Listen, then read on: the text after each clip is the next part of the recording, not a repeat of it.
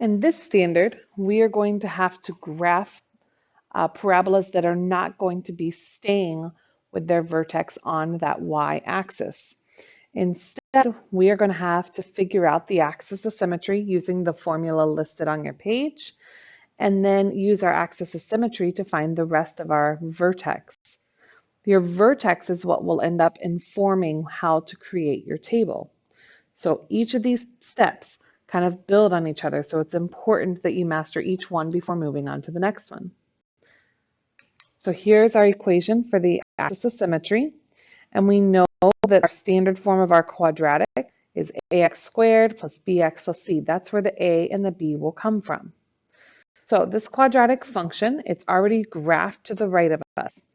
So we can look at it and identify what our axis of symmetry is, and we can identify the vertex from the graph.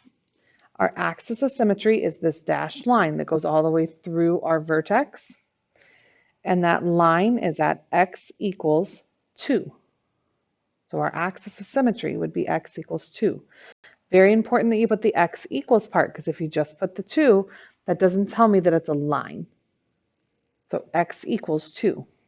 Here's our vertex right down here at the bottom. Remember, this vertex represents a minimum because it's opening up.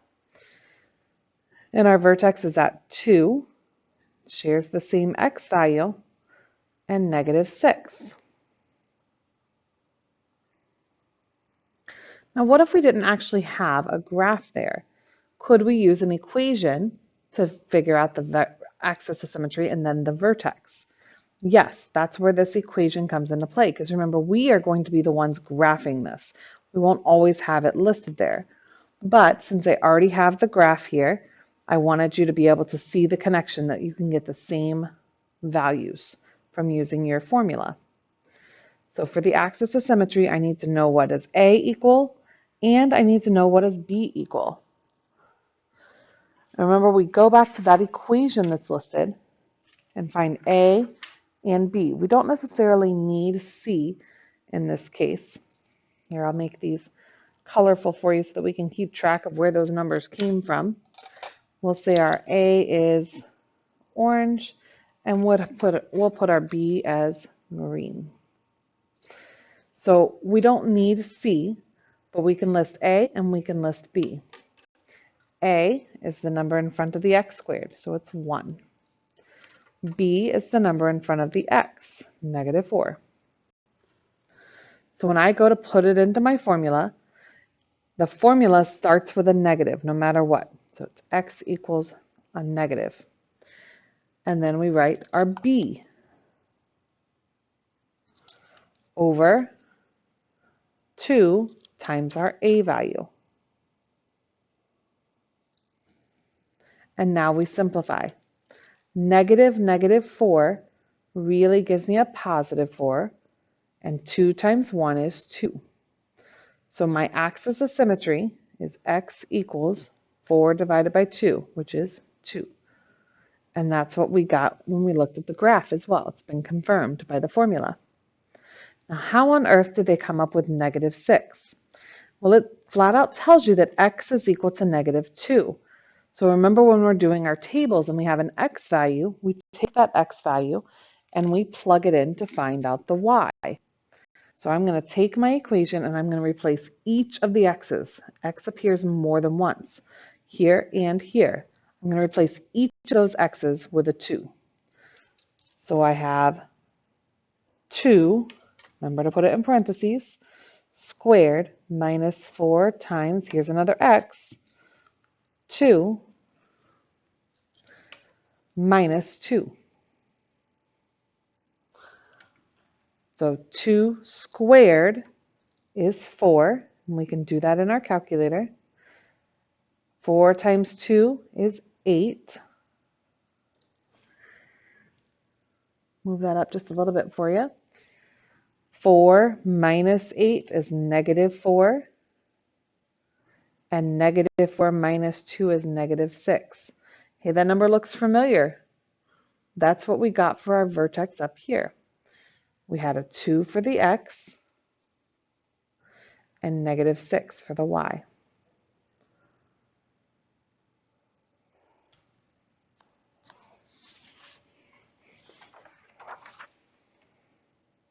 Let's do this a couple more times here just to get the hang of it. Only this time we won't have the backup of being able to confirm off of a graph. We have to trust our skills. So we will have A, and we'll need to find B. Our A is the number in front of the x squared. B is the number in front of the x, -3. Don't forget your signs. So when I plug it into my formula, I will have x equals, to start off our axis of symmetry formula, and remember it's -b over 2a. So x equals negative, here's our b, -3, over 2, and we'll plug in our a. I suppose I should have made that black there. There we go. So let's simplify a little bit. -3 means it's going to be a +3. 2 times 2 is 4. And I can't reduce that. So my axis of symmetry is x equals 3/4.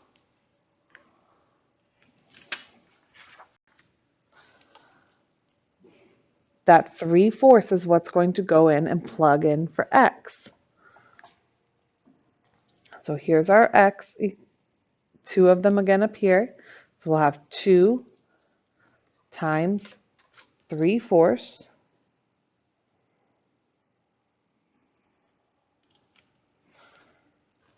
squared minus 3 times 3/4 plus 2. Now, I know we did it by hand on the other page, but I really would encourage you to go ahead and let your calculator do some of the order of operations for you, especially because we're dealing with fractions and it's really easy to mess up squaring fractions, adding and subtracting fractions. So let's talk about how we'd put this all into our calculator at once. So 2 parenthesis, and then push that fraction button, 3/4, exit your fraction, close your parenthesis. You're going to make it look exactly like what you have on here. That's partly why I'd encourage you to not use your phone for a calculator. You really need to be using one of the scientific calculators. In parenthesis, fraction 3/4 plus 2. Verify that it looks identical to what you have on your paper, and then press enter. And we get 7/8. That is what y equals. So my vertex would be a point. There's my x coordinate, 3/4. Here's my y coordinate, 7/8.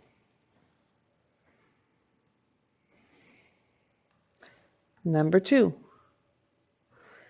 Identify your A and your B. A is 3, and our B is 6. So when I plug it into my formula, it starts with x equals -b over 2 times our A value.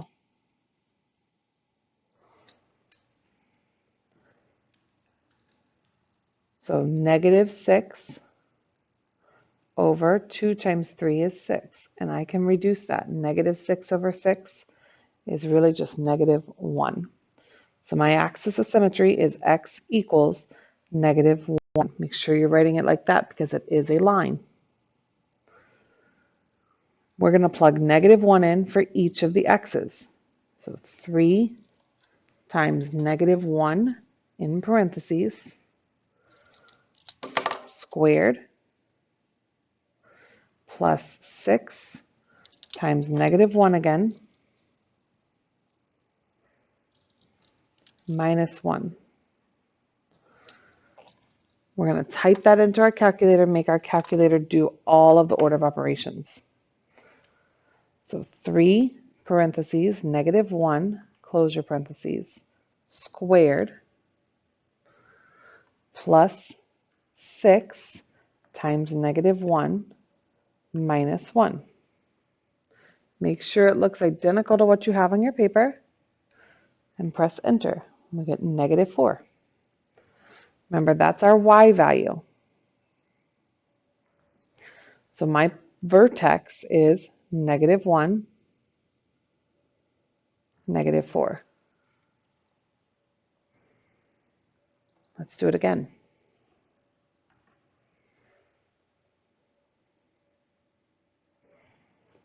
So we'll identify our A. It's 1, the number in front of the x squared, and identify the B as -4.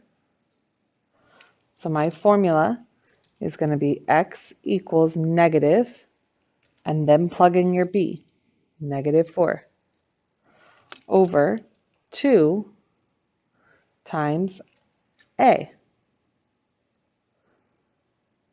So I've on the top got another negative, which means I'm going to change that to a positive.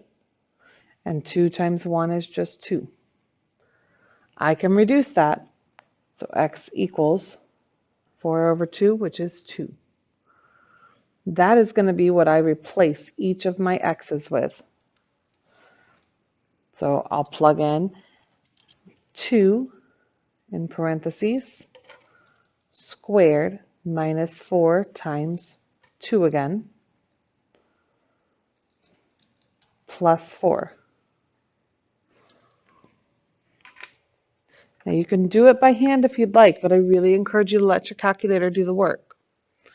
Parenthesis 2, close your parenthesis, squared, minus 4 times 2 plus 4. After you've double checked that it's exactly what you had before, we get that y is supposed to be 0.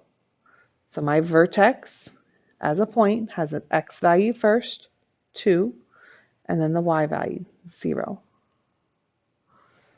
Let's do it one more time before our classwork.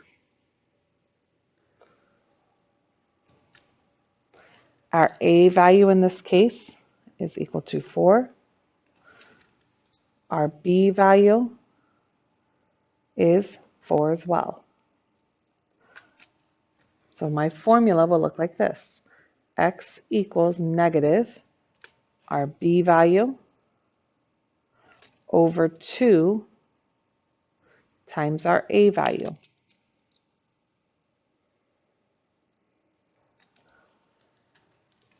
Well, there's nothing I can do on the top. It's just going to be -4. But the bottom is 2 times 4, or 8. -4 over 8. I can reduce that. The top and the bottom can both be divided by 4. So x will equal -1 over 2.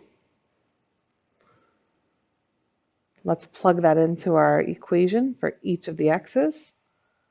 4 times -1/2, in parentheses, of course, squared, plus 4 times -1/2 minus 1. Time for the calculator. 4 parentheses, fraction, -1/2. Whoopsie.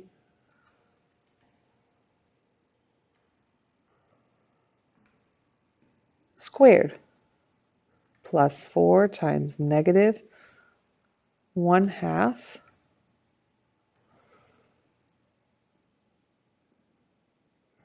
minus 1.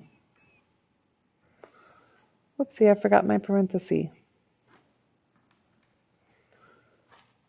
Double check. This one goes a little wide, so you might take a minute to have to go and double check. 4 parenthesis -1/2 squared plus 4 parenthesis -1/2 minus 1. Yep. And I get -2. So y is supposed to be -2. So my vertex is a point, the x coordinate and the y coordinate.